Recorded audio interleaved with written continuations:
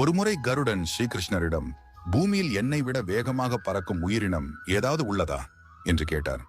அதை கேட்ட சுதர்சன சக்கரம், இந்த உலகில் என்னை விட சக்தி வாய்ந்த ஆயுதம் உள்ளதா என்று கேட்டது. இதையெல்லாம் கேட்ட சத்யபாமா, திரேதா யுகத்தில் உங்களின் மனைவி சீதைதானே, நான் சீதையை விட அழகாக இருக்கிறேன் அல்லவா என்று பெருமையுடன் கூறினாள். இந்த மூவரின் பேச்சை கேட்ட ஸ்ரீகிருஷ்ணர் எப்படியாவது அவர்களின் அகங்காரத்தை அழிக்க வேண்டும் என்று நினைத்தார்.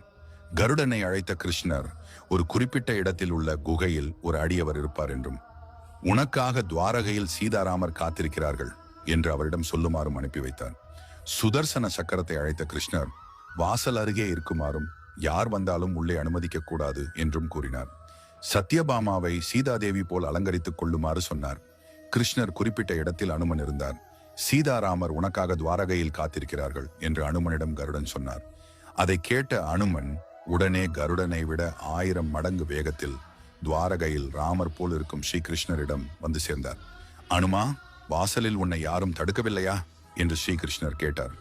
அதற்கு அனுமன், ஒரு சக்கரம் தடுக்க முயன்றது சுவாமி, ஆனால் அதனுடன் போர் செய்தால் உங்களை சந்திப்பது தாமதமாகும் என்பதால் அதை விழுங்கிவிட்டேன் என்று பதிலளித்தார்.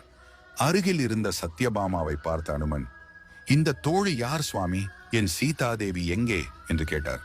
இவ்வாறு ஸ்ரீகிருஷ்ணர் அனுமன் மூலம் அந்த மூவரின் கண்களையும் திறக்க வைத்தார்.